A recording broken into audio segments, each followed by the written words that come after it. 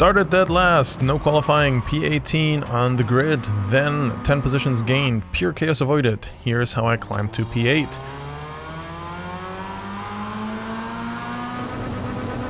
We've got a decent start here. The red car in front of us is moving over to the left, closing up that space, and now backing out. We've got another red car coming up from behind. Turn 1 at Oschersleben, always chaos, so we want to hang back a little bit. This is week 13 after all, and people are a little bit more adventurous. We are weaving our way through several cars that have gone off on the right and left, and now we are trying to line up ourselves here behind these cars. Still, the tires are cold, so we are going to go into these turns cautiously because we don't want to go off at the first lap.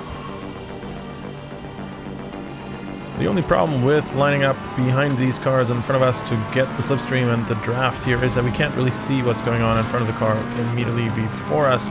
But fortunately, we're quick to react in this situation here, and we avoid smashing into the car that has just spun around. The car on the right, on the left here, comes back onto the track, so we gotta avoid that, take avoiding actions, and follow them a little bit. I tried to keep the distance between me and the car ahead the same. The car behind us now has gone off as well. I try to make sure I can keep the distance between me and the car in front of us the same.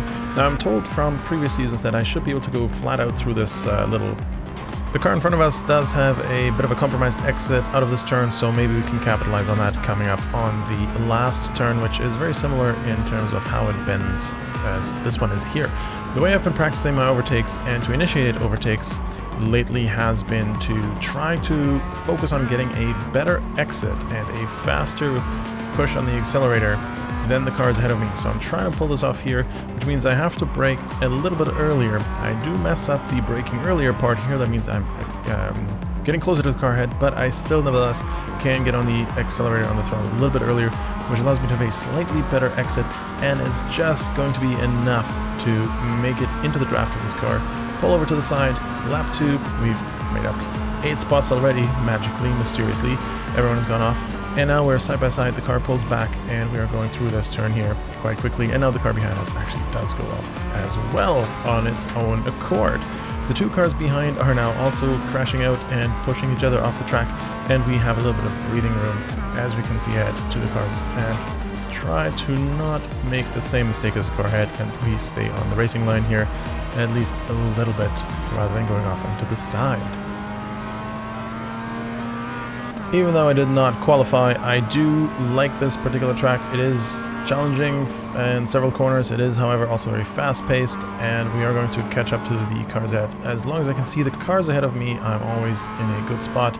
I have something to aim for, some target in mind, and we are slowly catching up with the cars ahead of us.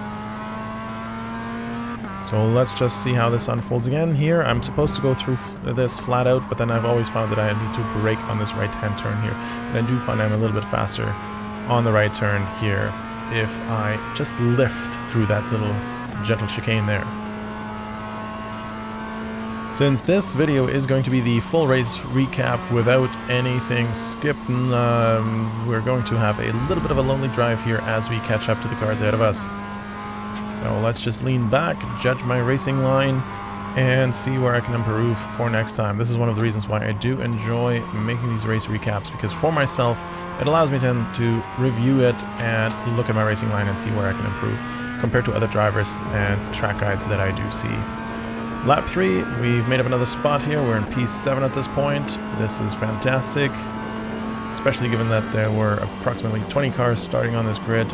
We are making our way through here very nicely. The car comes out of the pits on the left-hand side here. We're staying tight, avoiding any kind of action. The car on the left also stayed on the sides.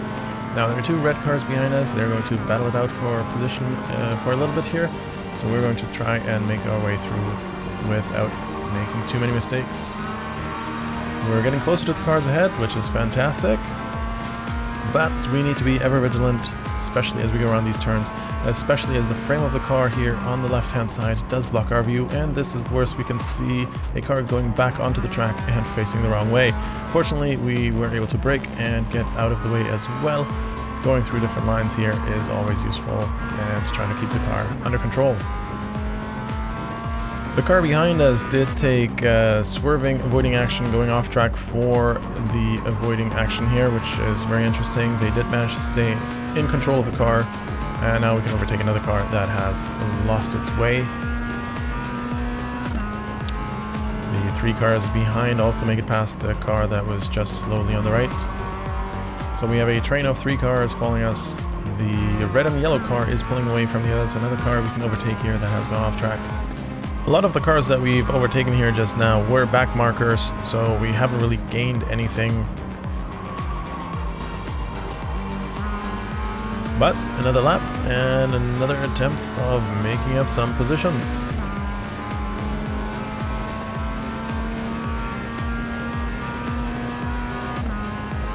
P7 feels fantastic. We've gained 11 positions on this particular race in week 13, and we've kept it mostly clean on track. Didn't bump into anyone, so that's always exciting.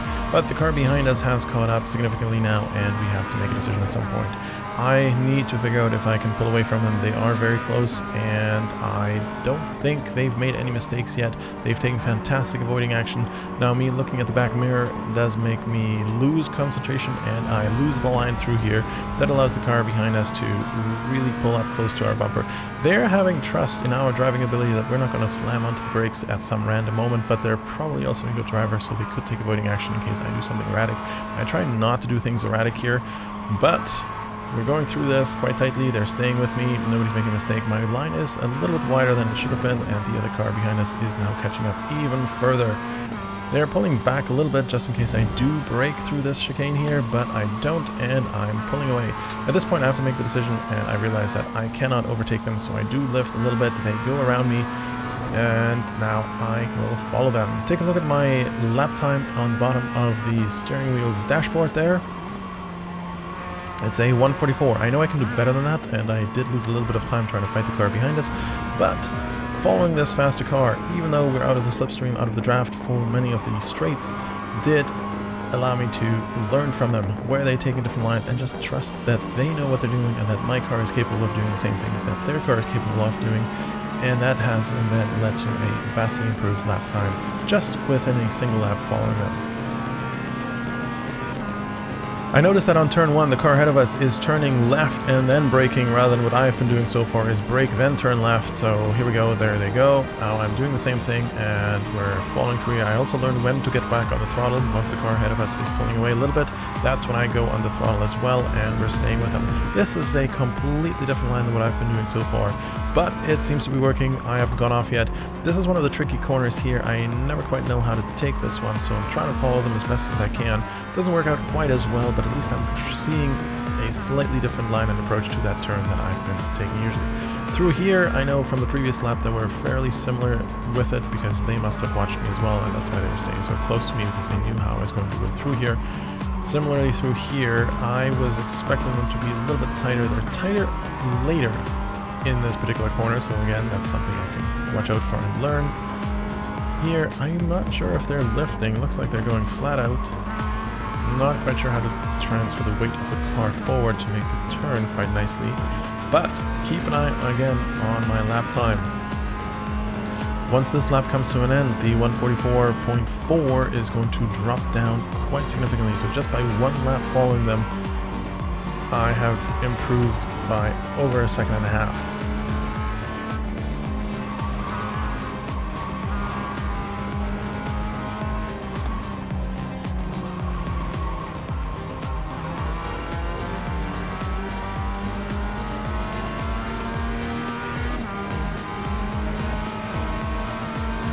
Well, actually, it turns out we've improved by over 3 seconds, almost 3 seconds, 2.9 seconds we've improved by just following another car that was faster than us. So this was the right decision. We could not have kept them behind us successfully, but following them did allow us to learn new lines through this track and around this particular track, through different corners, going through them differently.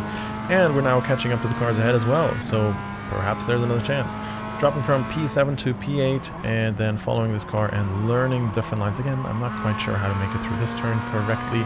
That is one of the ones I will need to practice once it comes back into the rotation of the season. I love that fast left turn section here. It's fantastic. Getting off the throttle, back on the throttle, using the throttle to steer a little bit.